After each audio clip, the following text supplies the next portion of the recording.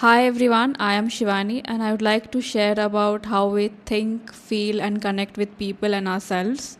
I've spent a lot of time understanding these dynamics since my childhood, and I would love to share with the people here. So, give this channel love and support from your end. Begin with, we meet a lot of people in a life जो हमें ऐसा लगता है कि वो बहुत perfect है कोई गलती नहीं है the way they execute they work it is perfect there is no mistake there is no room for error but somehow you just don't trust them enough. There's this side where you feel कि ये मतलब trust नहीं कर पा रहे हो आप उन्हें, आपको लग रहा है कि कहीं ना कहीं कुछ तो झोल है, दोस्त काइंड ऑफ स्टफ. कभी कभी ऐसा लगता है कि बहुत अंदर बाहर सब कुछ अच्छा है, दे आर कॉम्पिटेंट इनफ, सारे काम बहुत अच्छे से करते हैं वो लोग, एग्जीक्यूशन बहुत अच्छा रहता है, फ्लॉलेस रहता है, बातें बहुत बढ़िया तरीके से करते हैं, काम में नो रूम ऑफ एरर रहता है, बट फिर भी आप उन्हें पसंद नहीं कर पाते हो. And on the other end see a lot of people who's equally competent but वो they make silly mistakes like a human does.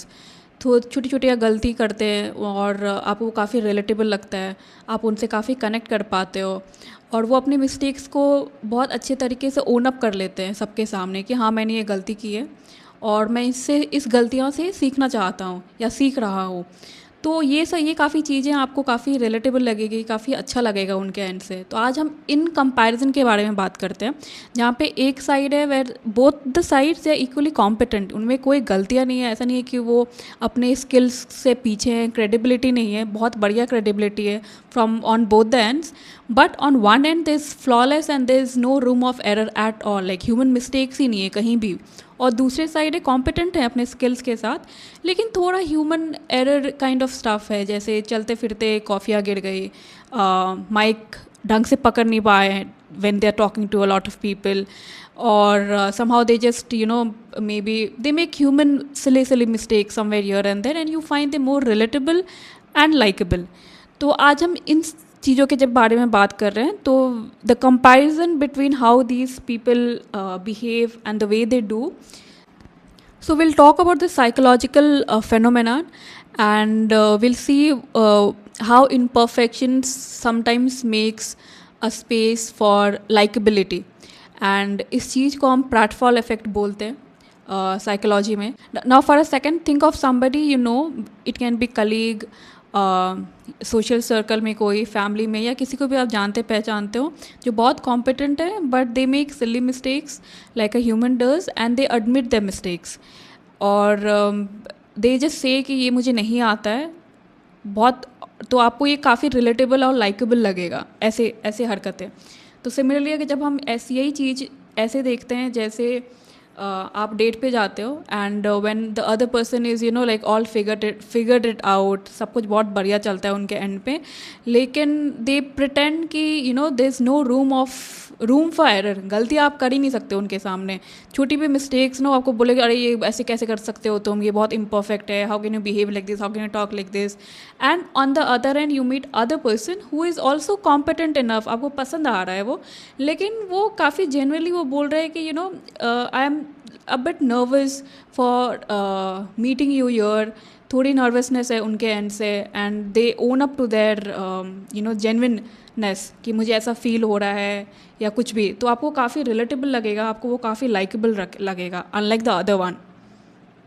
Perfection के तरीके से आप करते हो तो आपकी लाइकेबिलिटी बढ़ती है, ऐसा समाज हमेशा कहता है. लेकिन आप साइकोलॉजिकल तरीके से जाओगे तो when ever you make silly mistakes and you're competent enough, so the likeness or the likability factor for you increases more. और where you're equally competent and you make silly mistakes, awkward moments, कुछ बोल देते हो ऐसा human behaviour relatable रहने के बावजूद ये काफ़ी लाइकेबल रहेगा. And on the other end कि वो person is also equally competent but there is no room of error at all, even on human basis. कुछ भी गलत नहीं, कुछ भी उल्टा सीधा नहीं बोल रहे हो, कुछ there is no awkward moment from their end. तो ये इंसान आपको काफ़ी कम पसंद आएगा. ये साइकोलॉजिकल है और ये सच है. और तीसरी चांसेस ये हैं कि the person is not competent enough but is also making silly mistakes. तो ये टर्न ऑफ हो जाएगा, big turn off, because people will just perceive him as somebody who is trying to get attention. तो fine differences है इन लोगों के बीच में. एक कॉम्पिटेंट है और वो बिल्कुल भी गलतियाँ नहीं कर रहा है, नॉट लाइकेबल. एक कॉम्पिटेंट इनफ है बट ह्यूमन बेसिस में एरर्स थोड़े कर रहे हैं, थोड़े ऑकवर्ड मोमेंट्स वो ला रहा है, कॉफ़ी स्पेल कर रहा है, ये आपको काफ़ी रिलेटेबल लगेगा, काफ़ी लाइकेबल लगेगा.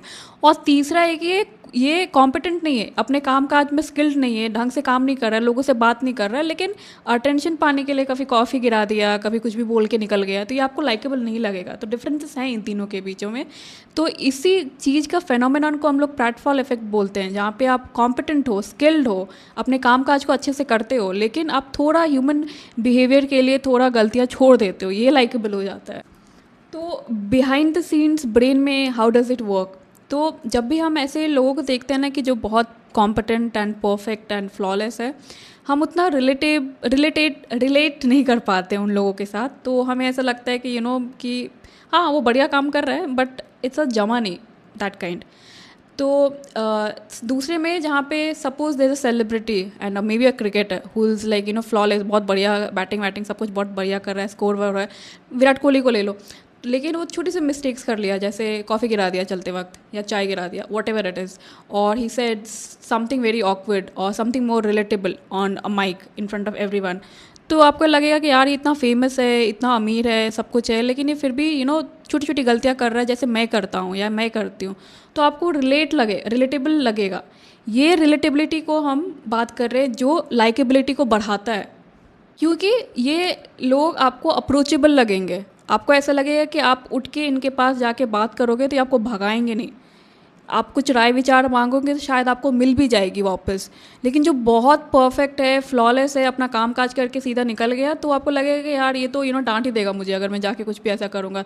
Although we don't have access to a lot of celebrities and all that stuff, I am just genuinely telling how they are perceived and likeability factor आती कहाँ से है.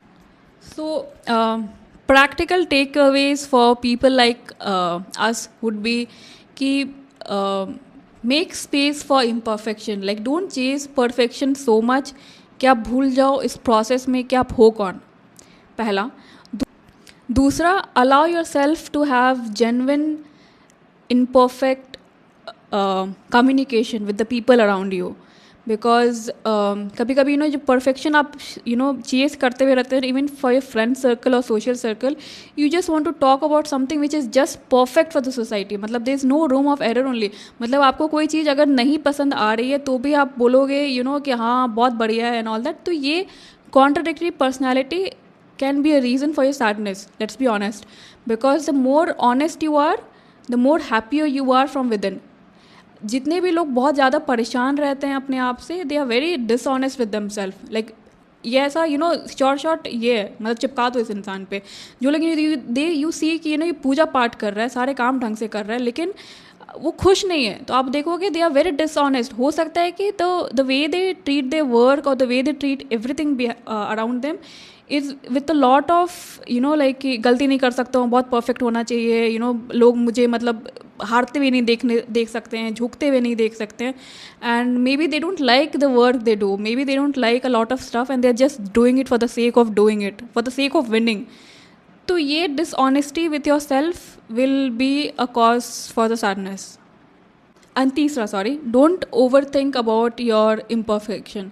बहुत सारे लोगों को 2-3 होंगे, बहुत सारे लोगों को 100 होंगे, लेकिन इसका कोई कंपैरिजन नहीं है. आप ह्यूमन हो, but the first instance should always should be your credibility. Like आप अपने काम को कितने बढ़िया तरीके से करते हो, how skilled are you in finishing your work, that is the main first priority. उसके बाद आता है लाइकेबिलिटी फैक्टर, वेयर आप ह्यूमन एरर के बेसिस पे थोड़ा सा गलती करते हो तो आपको रिलेटेबल लगता है. और that's all I would say. And also be honest with your self, talk to yourself very nicely, talk to yourself in a very dignified manner, and if you don't like something, don't stand up for it. मतलब ऐसा ज़रूरी नहीं है कि आपको ये पसंद नहीं आ रहा है तो आप एकदम मोर्चा लगा के बैठे हुए हो just because the society is telling you to. Sometimes you just don't find it relatable enough for your journey, and it's totally fine. So that's all.